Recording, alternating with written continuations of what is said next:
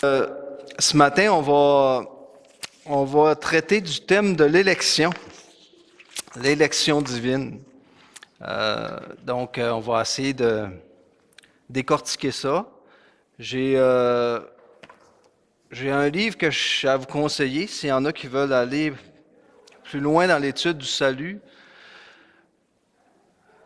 Le solide fondement du salut de Paulin Bédard, c'est un Québécois, dans la Beauce.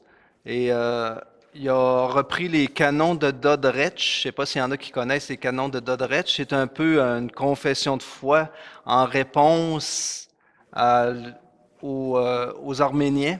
Donc, c'est vraiment intéressant. Donc, le solide fondement du salut. Puis aussi, un autre ouvrage, si c'est en a qui s'intéresse, de John MacArthur. Donc, théologie systématique, là, pour s'il y en a qui veulent aller plus loin dans l'étude.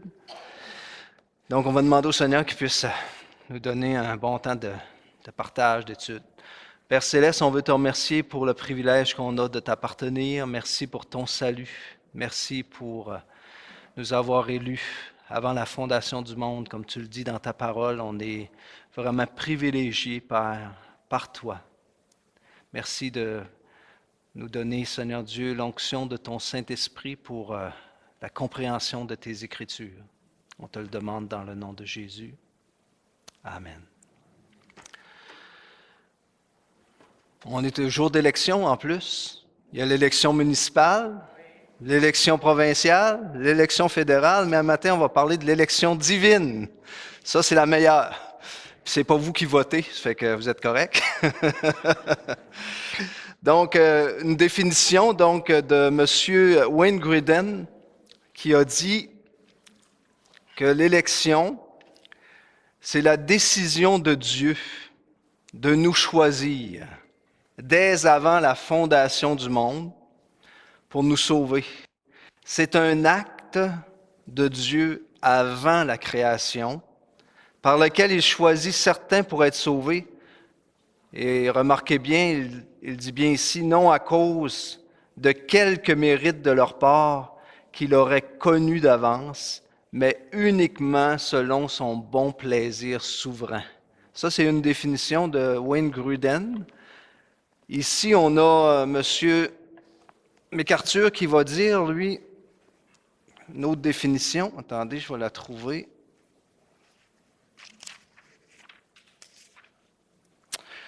Il dit, M.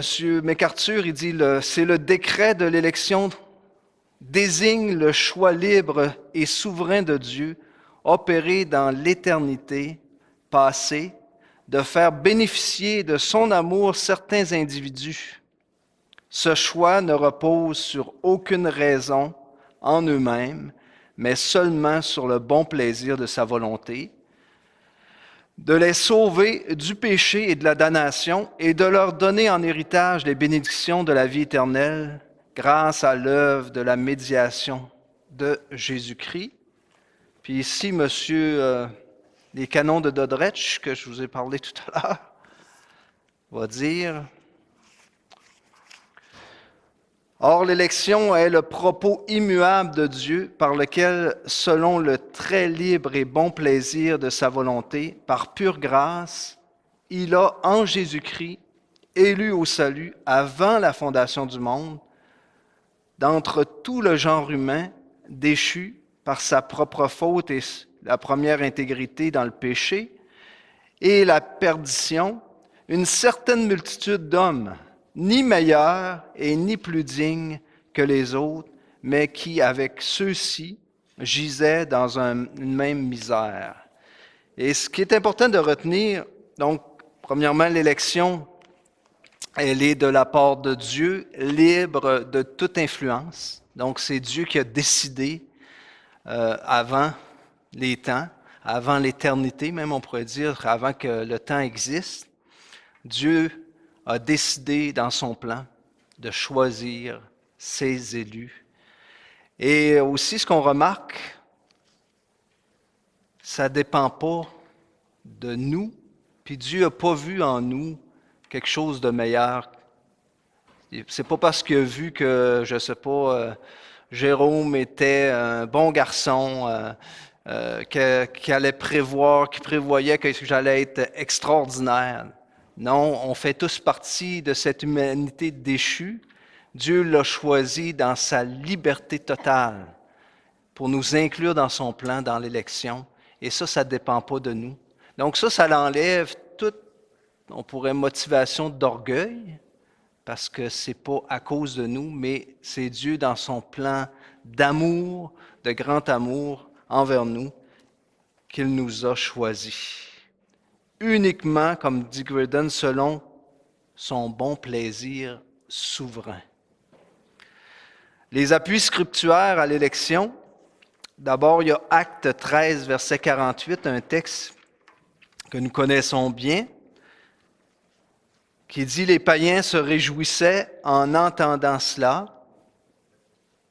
Ils glorifiaient la parole du Seigneur et tous ceux qui étaient destinés à la vie éternelle crurent. » Tous ceux qui étaient destinés à la vie éternelle crurent. Donc, le destin des élus était déjà établi. Donc, ceux qui sont destinés à la vie éternelle, ils ont cru. Ils ont posé un acte de foi parce que Dieu les a choisis. C'est Dieu qui est l'initiateur. C'est Dieu qui, dans le salut, a initié toute chose. Romains 8, versets 28 à 30, qu'on connaît bien aussi. Nous savons du reste que toute chose concourt au bien de ceux qui aiment Dieu, de ceux qui sont appelés selon son dessein. Car ceux qu'il a connus d'avance, il les a prédestinés à être semblables à l'image de son Fils, afin que son Fils fût le premier-né d'entre plusieurs frères. Et ceux qu'il a prédestinés, il les a aussi appelés. Ceux qu'il a appelés, il les a aussi justifiés. Et ceux qu'il a justifiés, il les a aussi glorifiés. Donc, on voit encore ici que Dieu nous a connus d'avance et il nous a prédestinés à être semblables à l'image de son Fils. Donc, toute l'histoire du salut en Jésus-Christ, du salut de Dieu, est déterminée par la prédestination des élus.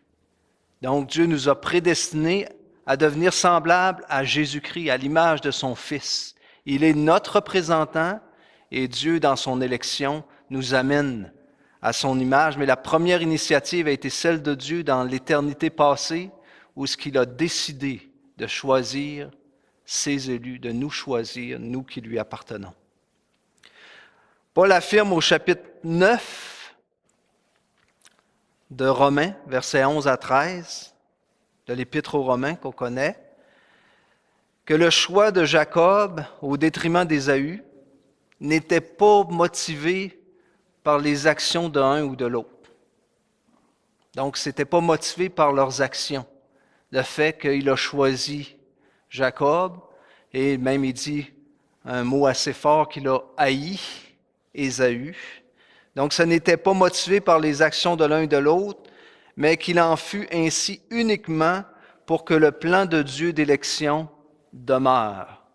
Donc, il n'avait fait ni bien ni mal, mais Dieu a choisi Jacob dans son plan, mais il n'y avait pas question d'œuvre là-dedans. Donc, ce n'est pas à cause qu'ils avaient fait quelque chose de bien, ce n'est pas parce que Dieu avait vu quelque chose de meilleur en Jacob. Parce que si on lit l'histoire de Jacob, on s'aperçoit que lui était un petit peu aussi tortueux, peut-être même un petit peu, peut-être plus même qu'Ésaü. Donc, on le voit par l'usurpation du droit d'aînesse. On voit qu'il était assez subtil et rusé dans ses plans. Donc, Dieu l'a choisi, mais ce n'est pas à cause du bien ou du mal qu'il avait fait. Et le choix de Dieu sur nous, c'est la même chose. Le choix de Dieu sur ses élus, c'est pas à cause qu'on est meilleur. C'est pas à cause qu'on aurait fait quelque chose d'extraordinaire. C'est pas à cause que Dieu aurait vu un certain grain de bonté en nous ou de sainteté ou de bien, mais c'est parce qu'il a décidé de sauver des gens perdus, une humanité perdue, il a décidé d'en choisir plusieurs pour célébrer sa gloire. Concernant le fait que certains Israélites furent sauvés et d'autres non, Paul va dire, ce que le peuple d'Israël cherchait, il ne l'a pas trouvé, seuls ceux que Dieu a choisis l'ont obtenu. Les autres ont été rendus incapables de comprendre. Romains 11, verset 7.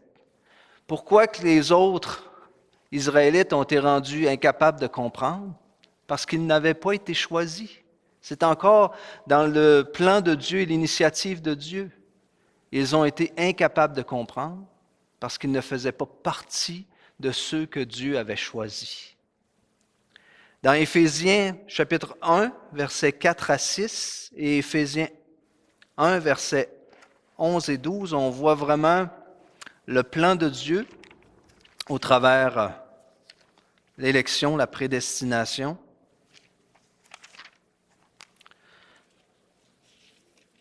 On va tourner ensemble. Éphésiens chapitre 1, verset 4. En lui, Dieu nous a élus avant la fondation du monde pour que nous soyons saints et irréprochables devant lui. Il nous a prédestinés dans son amour à être ses enfants d'adoption par Jésus-Christ, selon le bon plaisir de sa volonté, pour célébrer la gloire de sa grâce, dont il nous a favorisés dans le bien-aimé. Et versets 11 et 12, en lui nous sommes aussi devenus héritiers, ayant été prédestinés suivant le plan de celui qui opère toutes choses d'après le conseil de sa volonté, afin que nous servions à célébrer sa gloire, nous qui d'avance avons espéré en Christ. Encore ici, on a la doctrine de l'élection bien établie, bien décrite.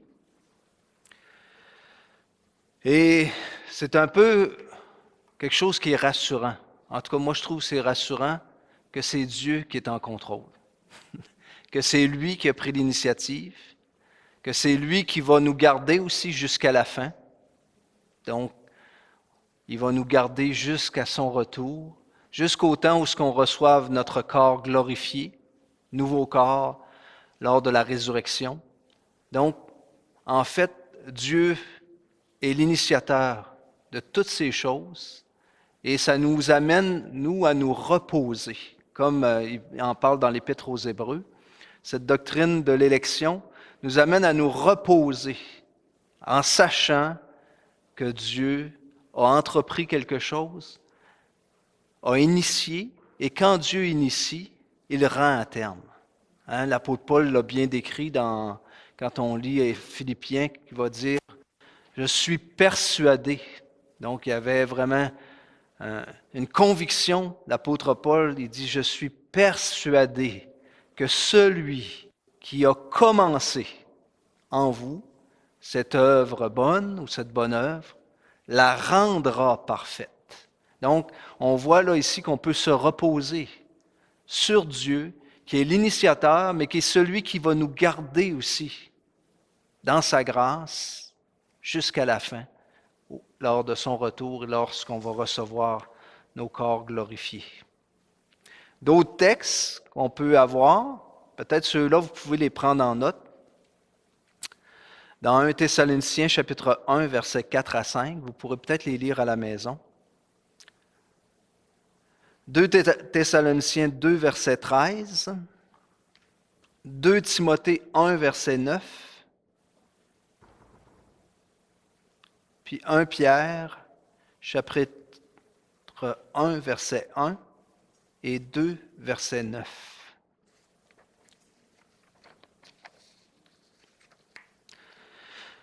Comment le Nouveau Testament présente la doctrine de l'élection? On va voir on pourrait dire trois choses que ça apporte dans la vie du croyant. Premièrement, il la présente comme un réconfort, comme un encouragement. Donc, c'est un réconfort. On vient d'en parler. Un réconfort et un encouragement.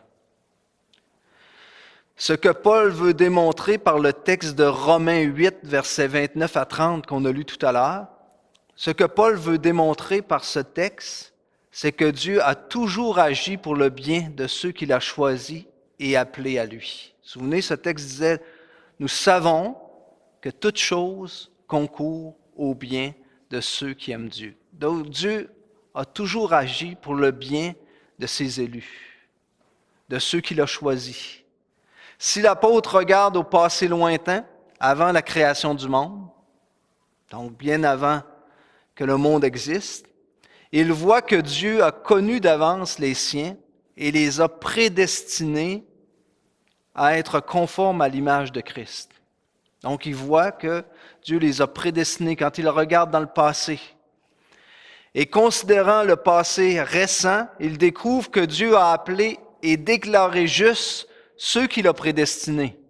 Donc il les a déclarés justes, il les a déclarés pleinement justes de la justice de Dieu. Et s'il tourne les yeux vers l'avenir et le retour de Christ, il voit que Dieu a décidé de donner des corps parfaits, comme on l'a vu tout à l'heure, on l'a mentionné, glorifiés à ceux qui croient en Christ.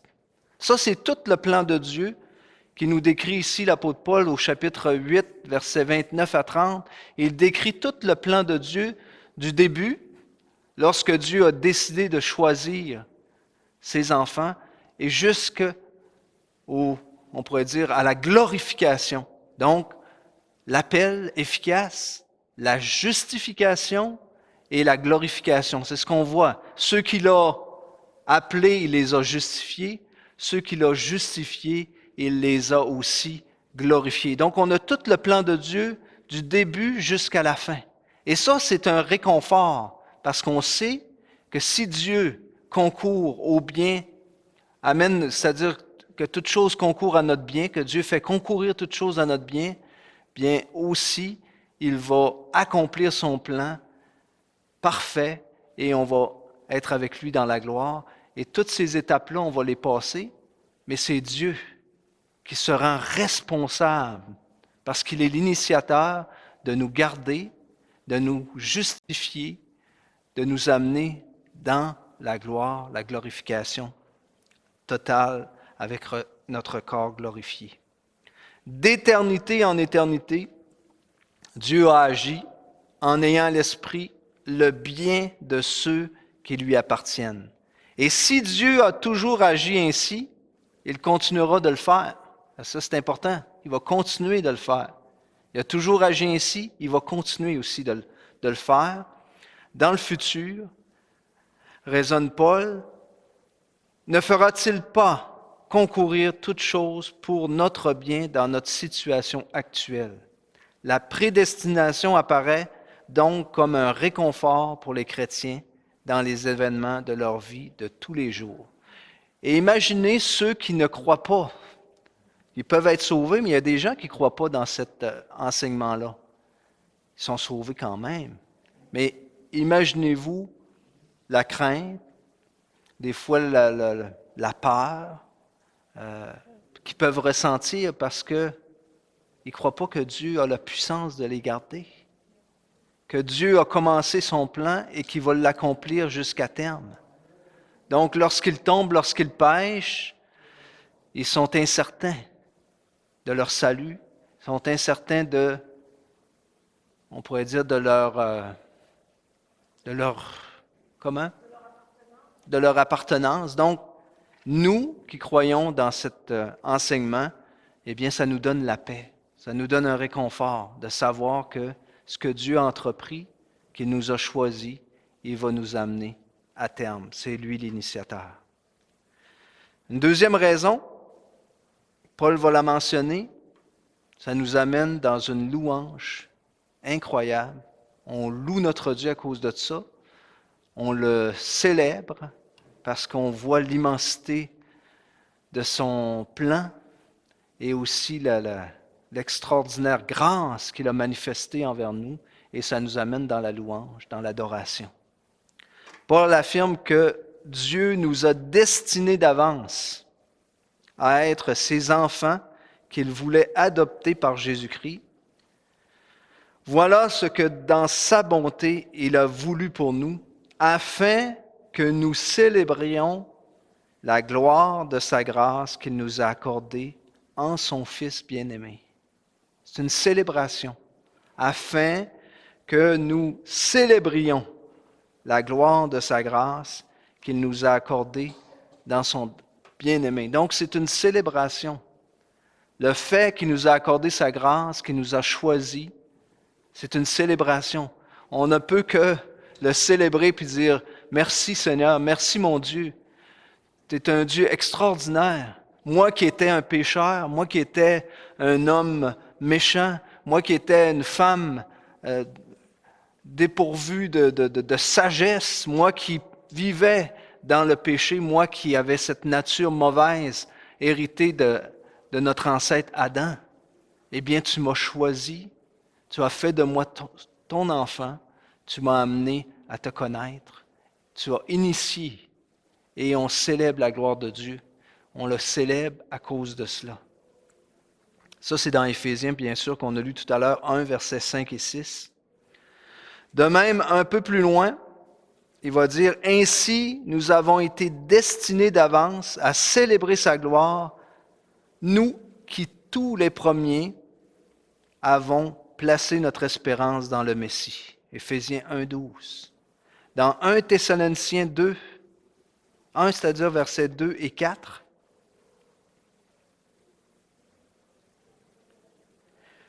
si Paul peut rendre grâce à Dieu pour les chrétiens de Thessalonique, c'est parce qu'il sait que Dieu est ultimement responsable de leur salut et qu'il les a en fait choisis pour être sauvés.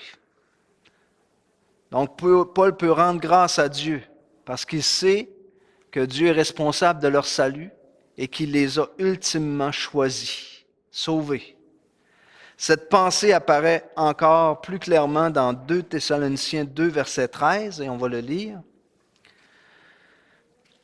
2 Thessaloniciens 2, verset 13. « Quant à nous, frères bien-aimés par le Seigneur,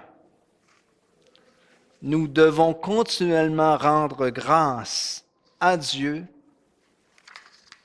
à votre sujet, car Dieu vous a choisi dès le commencement pour le salut. » Donc, Paul rendait grâce à Dieu au sujet des Thessaloniciens parce que Dieu les avait choisis dès le départ, dès le commencement, pour le salut. Donc, si nous venons au salut, c'est parce que Dieu nous a choisis. Et non, nous venons au salut, puis qu'après ça, Dieu nous choisit, non. Il nous a choisis.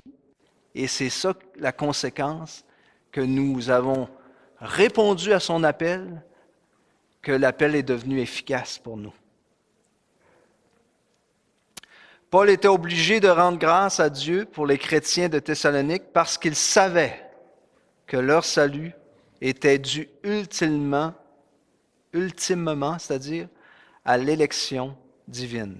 Il était donc juste de remercier Dieu pour eux plutôt que de louer les hommes pour leur propre foi salvatrice. Avez-vous remarqué, Paul n'a pas loué l'homme, n'a pas loué les Thessaloniciens. « Hey, vous êtes extraordinaire d'avoir choisi Dieu ou d'avoir répondu à son appel. » Non.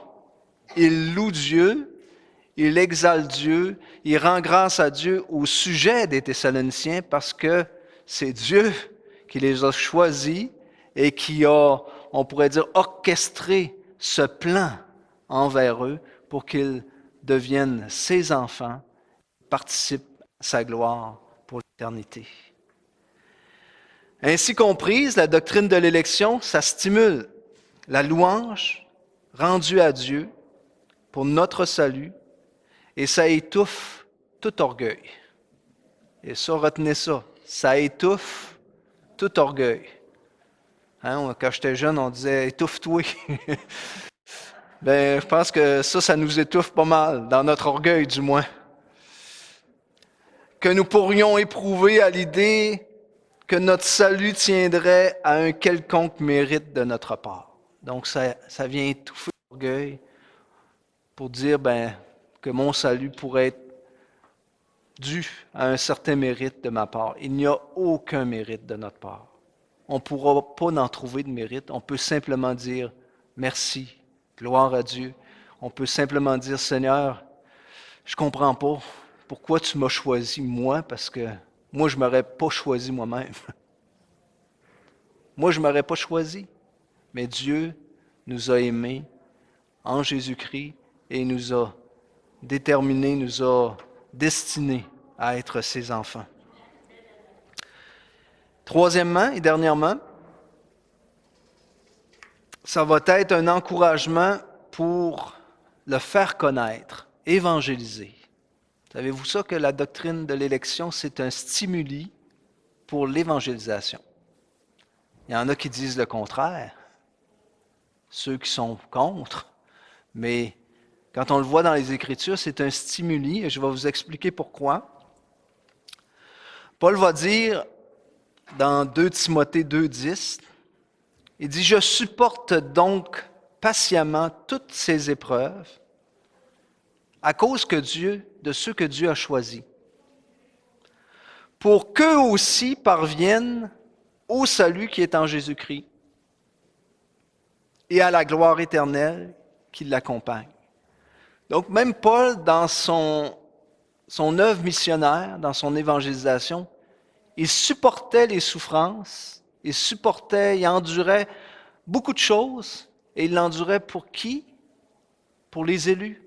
Parce qu'il savait que Dieu avait appelé des hommes, avait choisi des hommes pour le salut, pour le connaître, et il supportait les épreuves pour qu'ils puissent venir à la connaissance de la vérité. Il sait que Dieu a choisi certains hommes pour le salut, et il y voit un encouragement à annoncer l'Évangile, même s'il doit supporter de grandes souffrances pour cela. L'élection est une garantie pour Paul que son évangélisation ne sera pas vaine, car certains de ceux qui leur parlera de Christ font partie des élus, ils croiront à l'Évangile et seront sauvés. Donc, il y avait la certitude que les élus allaient venir à la connaissance. Il annonçait l'Évangile, il savait qu'il allait avoir du résultat, même si les épreuves venaient, même s'il y avait des souffrances, il savait que ce qu'il faisait allait avoir des résultats parce que Dieu avait un plan, avait choisi des hommes pour le connaître.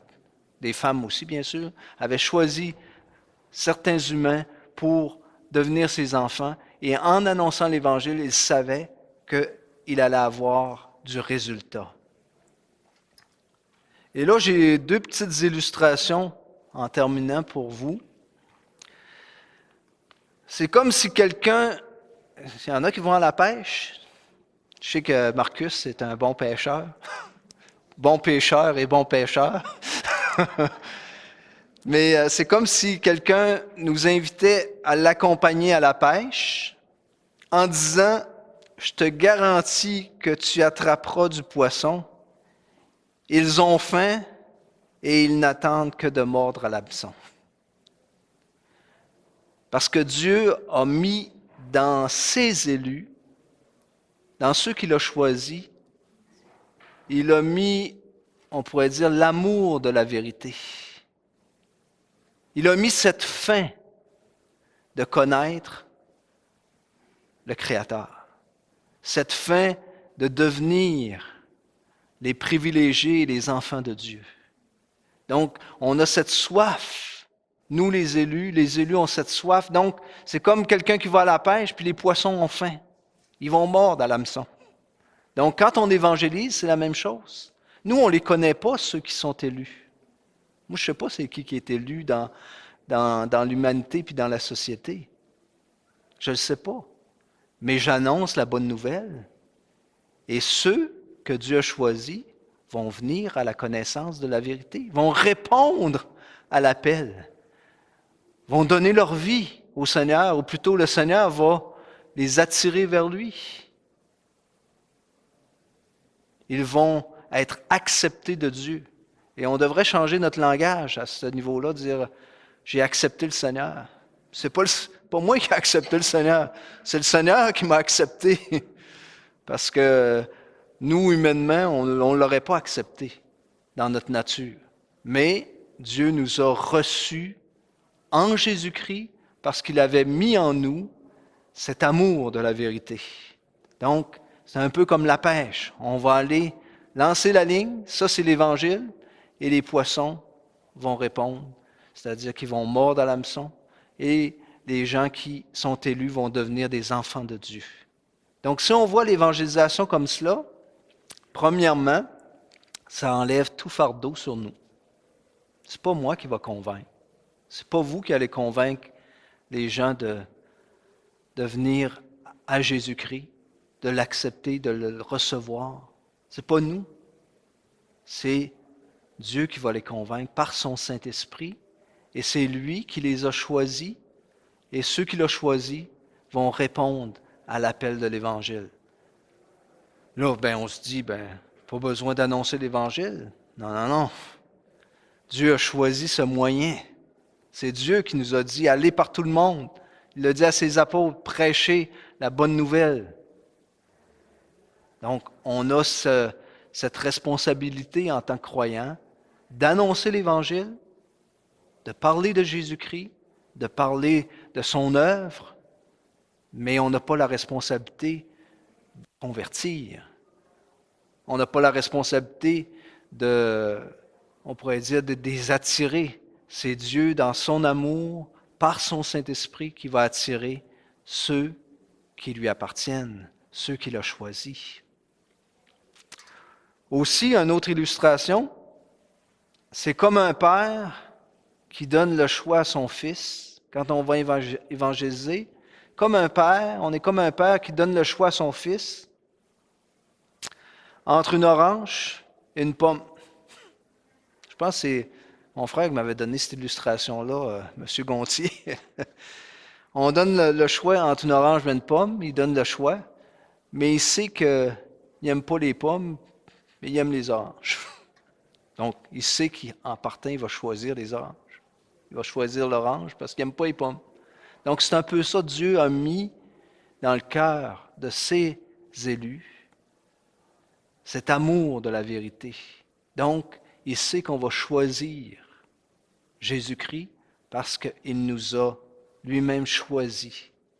Il nous a lui-même élus avant la fondation du monde. Donc, quand on va évangéliser, ayons cette pensée-là, de dire, c'est pas ma responsabilité, mais Seigneur, je prends ma responsabilité, c'est de l'annoncer, mais Seigneur, je sais que toi, ta responsabilité, c'est d'attirer à l'Évangile ceux que tu as choisis. Dans 2 Thessaloniciens 2, verset 10, et je termine avec ce texte que je vous ai cité en parlant, mais qu'on va lire. Chapitre 2, verset 10.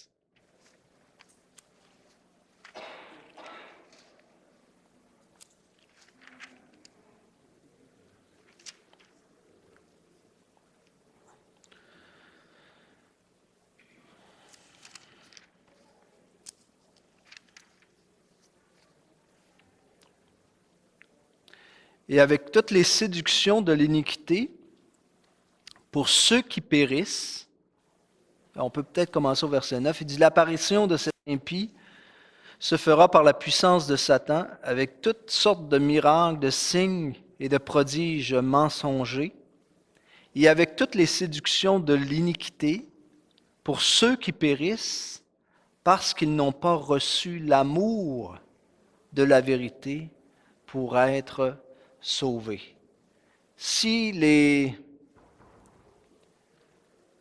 on pourrait dire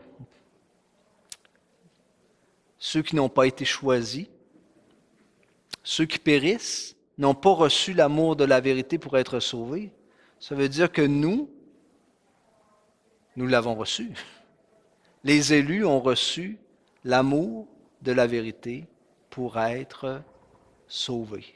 Donc c'est pour ça que nous avons répondu à l'appel de Dieu, parce que nous avions reçu l'amour de la vérité, c'est-à-dire qu'avant la fondation du monde, Dieu nous avait destinés à être ses enfants d'adoption par Jésus-Christ, son Fils.